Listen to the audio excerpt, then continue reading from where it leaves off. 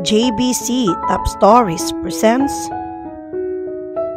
Surrender to Love, written by Jessica Larson, revised and reformed by JBC.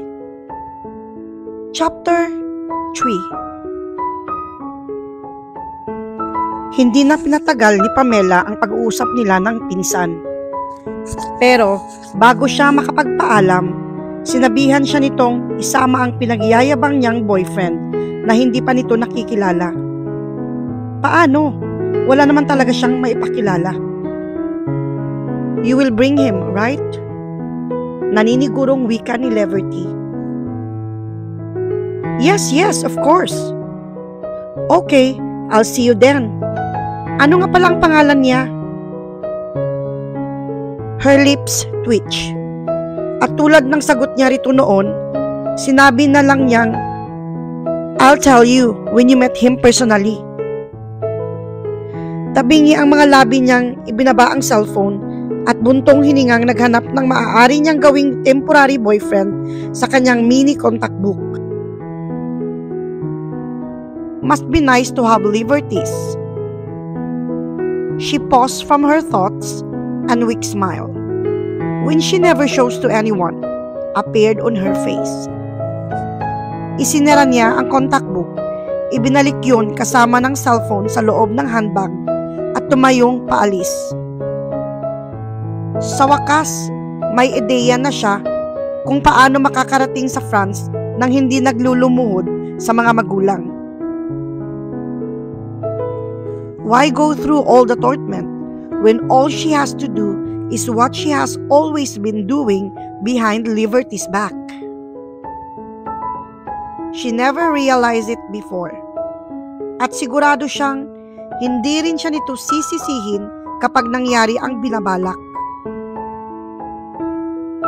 Humahagikik na lumabas siya ng gate at kinawayan ang taxi na paalis sa harap ng isa sa mga kapitbahay nila. Of course, why not? It's all too simple, sabi niya sa sarili at may ngiti sa labing pumasok sa loob ng sasakyan. Hindi pa naman sila kasal ni Liberty, kaya pwede ko pa siyang maagaw nang hindi magiging kabit. But then, his shoulder drops. Shit, I still have to find a date. Hindi pa natapos maghanap si Pamela ng maaaring ipresentang boyfriend sa pinsan nang huminto ang taxi na sinasakyan niya sa harap ng isang restaurant kung saan siya nagpahatid. Itinago ang inis na tiniklop niya ang contact book at tumingin sa driver ng taxi.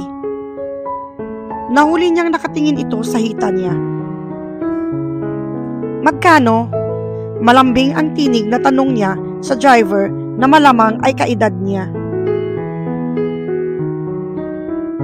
Nagmamadaling inayos ng lalaki ang thick rim glasses nito para tingnan ang taximeter. And for a second there, while she was looking at the driver, she had sudden flashback of the taxi driver na sigurado niyang nagsauli sa wallet niya na naiwan sa taxi nito.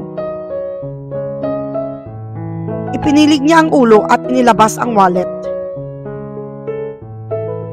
Tumingin siya sa driver.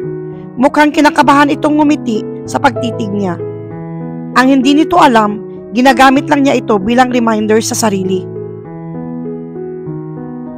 Yes, that guy was handsome. But like this one, he's a taxi driver. A taxi driver. A taxi driver. Huminga siya ng malalim at tumingin sa driver na bumaba na naman ang tingin sa hita niya. Well, 203 pesos, miss. Sabi nito na nakangiting ibinalik sa mukha niya ang tingin. Binalikan niya ng matamis na ngiti ang driver bago minuksan ang wallet. Naglabas ng 150 pesos at suminghap. Oh no! Madramang sabi niya. At nagbaba ng muka para itago ang pangungunot ng noo sa nakitang piraso ng papel sa loob ng wallet. May problema ho ba? Nagangat siya ng muka habang tinatakpan ang bibig at lukot ng kilay na nagpapaawa. Paano ba to? Hindi sapat ang nadala kong pera, sabi niya, sabay iba ng ayos ng mga hita. Okay na po yan, miss, sabi naman ng driver na nakapaskil ang mata sa mga binti niya. Natutuwa niyang inabot ang kamay nitong nakapatong sa armrest at inilapag sa palad nito ang pera. Thank you so much, hulog ka ng langit. Nagmamadali siyang lumabas bago pa ito magbago ng isip. Thank you, ulit niya nang nakalabas na at nakangiting kumakaway sa lumalayong taxi. Nang wala na sa paningin ang sasakyan, sa kanya binuksan ang bag at inilabas ang wallet. Kinuha niya ang piraso ng papel na sigurado siyang hindi siya ang naglagay. Binabali-baliktad niya ang papel at tumingin sa parte na may isang eleganteng sulat kamay. Binasa niya ang nakasulat roon. Miss Kuripot, kung talagang gusto mong makatipid, please, huwag mo na muling iiwan ang wallet mo sa backseat ng mga taxi. Swerte ka, honest driver ako. Ganoon na lang ang biglang pag-usok ng tutok niya sa nabasa. Kinuyumos at pinagpupunit-punit niya ang papel. Who the hell? Natigil ang muntik na niyang pagwala nang may grupo na 4 ng kababaihan at 3 lalaki ang luminya para dumaan sa tabi niya. Oh please, excuse me. Nakangiting paumahin niya. Tumabi paalis sa harap ng gate na may nakaukit na pangalang Beast Cafe. No problem, sabi ng isa sa mga lalaking nakaakbay sa kasamang babae. Blanko lang ang mukha nito nang sulyapan siya, habang pinakahuling lalaki naman ay ngumiti lang sa kanya. Matapos magbigay ng kaunting distansya sa grupo, naglakad na rin siya papasok sa gate at itinapon ang pira-pirasong papel sa trash bin sa gilid ng restaurant entrance. Kung titingnan, napakaganda ng mood ni Pamela nang pumasok siya sa restaurant. Ngumiti pa siya sa mga trabahador na nagbulungan at magalang na bumati sa kanya.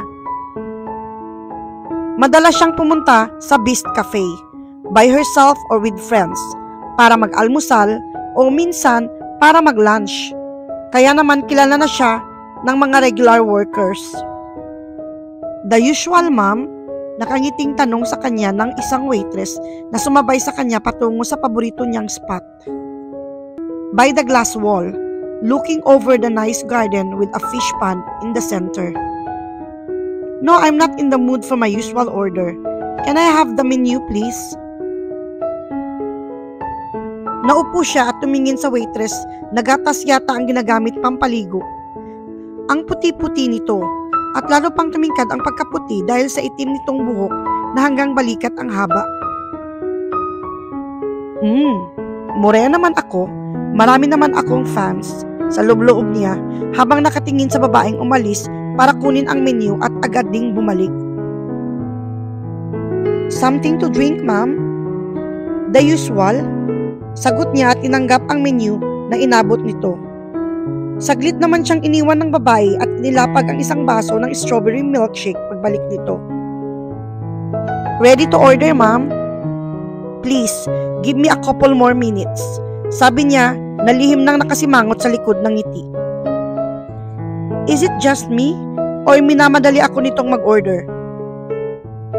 Pinasadahan niya ng tingin ang breakfast list na mga nakalista ay hindi bumaba sa halagang 300 pesos per meal. 100 plus lang ang cash na nasa wallet niya. Ayaw naman niyang bawasan ang laman ng credit card. Na-impluwensyahan na siguro ng mama niya ang ama na pilitin siyang maghanap ng sariling trabaho. Talagang ramdam na niya ang pagdaramot ng mga ito sa kanya pagdating sa pera.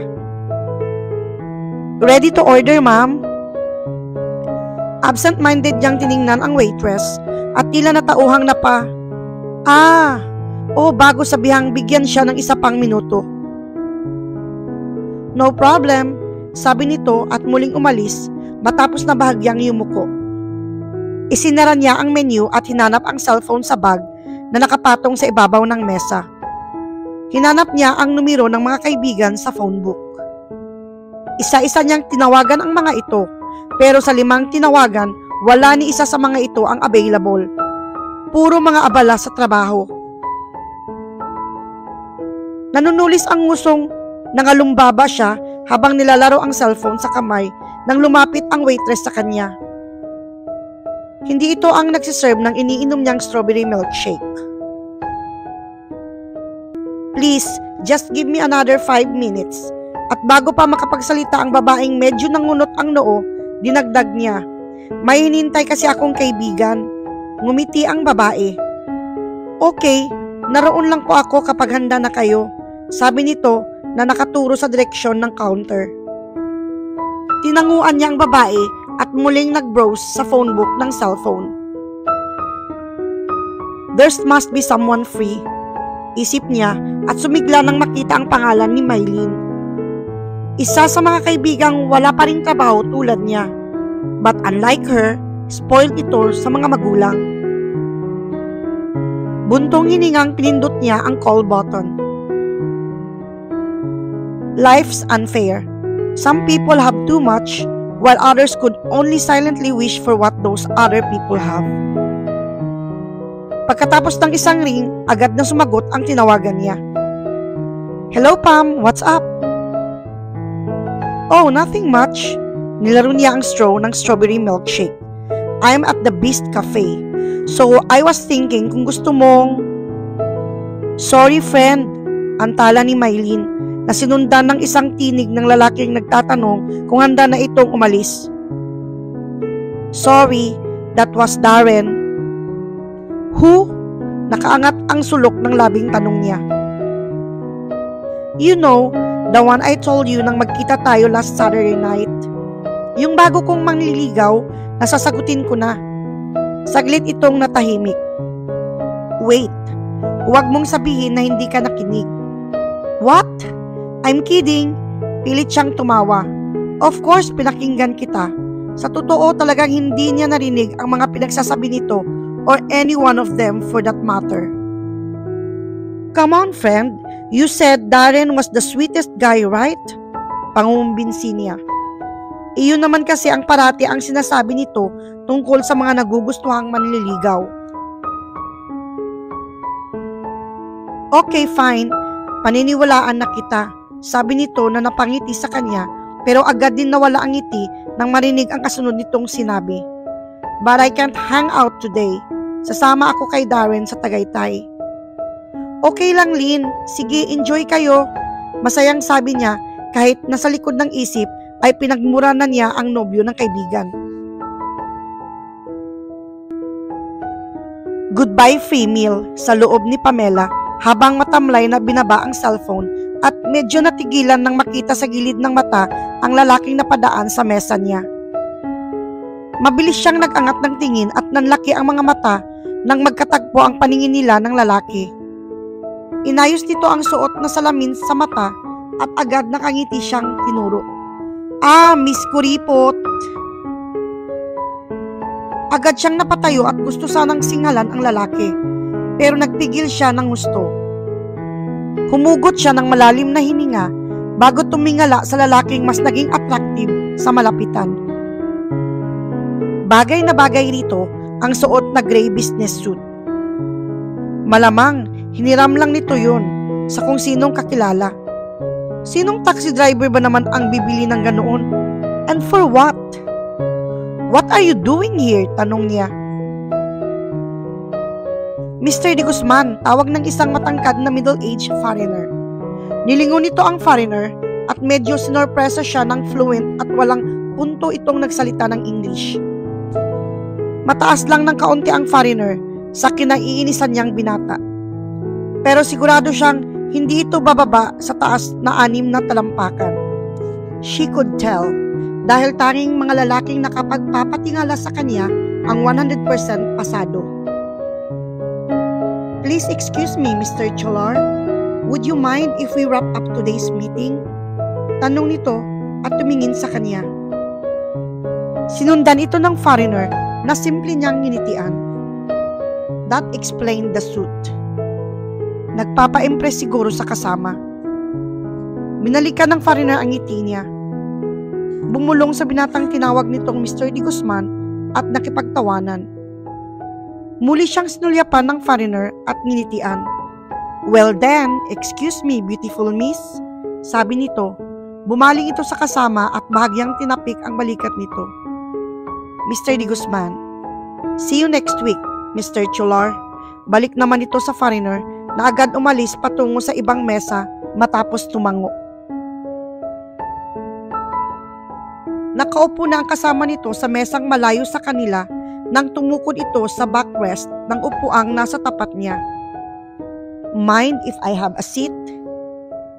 Tinaasan niya ito ng kilay. Aba, ini-English pa siya. Sinusubukan ba akong i-impress nito? Nakadama ng kakaibang tuwa siyang muling naupo. Well, at least, ibig sabihin, hindi naman pala ito bulag dahil na-appreciate nito ang beauty niya.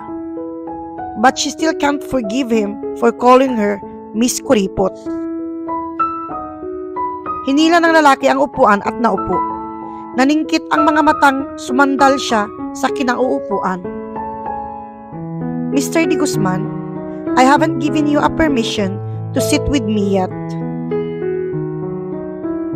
"Custodio Rogelio." "Ha? Custodio Rogelio Eugene De Guzman. Yan ang buo kong pangalan." Whatever. Ikinumpas niya ang kamay at hindi pinansin ang kamay nitong ipinatong sa mesa bago ininat patungo sa kanya. Who the hell would be able to remember such a long name? I bet a lot of people would forget it in a day. "Well then, uulit-ulitin ko na lang ang pangalan ko hanggang sa mamemorya mo." Nakangiting sabi nito. Hindi inalis ang nakalahad na palad. "O kaya naman, kung gusto mo, tawagin mo na lang ako sa nickname ko. Marami akong..." "Could you please keep quiet? Hindi ako interesado sa pangalan mo, okay?" That was a lie, dahil unang banggit pa lang nito sa pangalan, nakaukit na agad yun sa isipan niya. And there she was, habang nagsusungit, nakaisip na ng perfect nickname para dito. "So, what's your name?" Napatitig siya sa mukha nito. "Di ba ikaw ang nagbalik ng wallet ko? Ibig sabihin, nakita mo na ang nasa loob nito." "No, hindi ko naman pinakialaman ang wallet mo." Natutuyang reaction niya. "Hey mister, kung sanay kang napapaniwala ang mga babae, well, ibahin mo ako doon. Don't play ignorant. Alam kong binuksan mo ang wallet ko dahil nabasa ko na ang note mo." "Oo, binuksan ko para mag-iwan ng note, pero promise, wala na akong ibang ginawa. Hindi ko alam na may makikita akong pangalan mo sa loob." Umiwas siya sa mata nito at nilingon ang waitress na humakbang palapit nang hindi na kailangang sinyasan. "Kung alam ko lang na makikita ko roon ang pangalan mo, sana nag-imbestiga na ako." Pabulong sabi nito na muntik nang mapangiti sa kanya. Pero napigilan siya. Thanks to the waitress na nagsalita pagkalapit. "He's not worth my time. He's a taxi driver." Paalala niya sa sarili at tumingin sa waitress. Nakatingin ito sa lalaking nilalaro ang singsing na suot sa kaliwang palasinsingan. "You're married?" Magkasabay nilang sa tinig ng waitress na sa kanya nakatingin. Mabilis niyang ibinaling ang tingin mula sa kustudyo patungo sa babae. "No, we're not married." Defensive na sabi niya bago muling ibinalik nito ang tingin. "I'm single," nakangiting sabi nito. "Hindi ito wedding ring." Simpleng matipid ng ngiti lang ang ipinakita ng waitress bago itinanong na ang order nila. Siguro nakadama ito ng pagkailang dahil sa hindi niya maitago ang pagkahiya. Honestly, hindi na niya problema kung may asawa na ito o wala. Niayaw niya itong makasama ng matagal. "You're paying for me." Nakasimangot na sabi niya sa binata. Nakangiti siyang tinanguan. Okay, pero sabihin mo muna ang pangalan mo. Kung hindi, patuloy kitang tatawaging Miss Kuripot. Nagsalubong ang mga kilay niya at napatingin sa hinding nagbibirong mukha ng lalaki. Pamela Andrada. Nice to meet you, Pamela. Masiglang balik. Mas nilahad nito ang kamay na noon ay napilitan na niyang tanggapin. Pagsalikop ng palad nila, tila na kuryente siyang agad na bumitaw. Oh, not good. Not good. Sigaw ng isipan niya sa kinikilig niyang puso. To be continued in Chapter 4. Thanks for listening!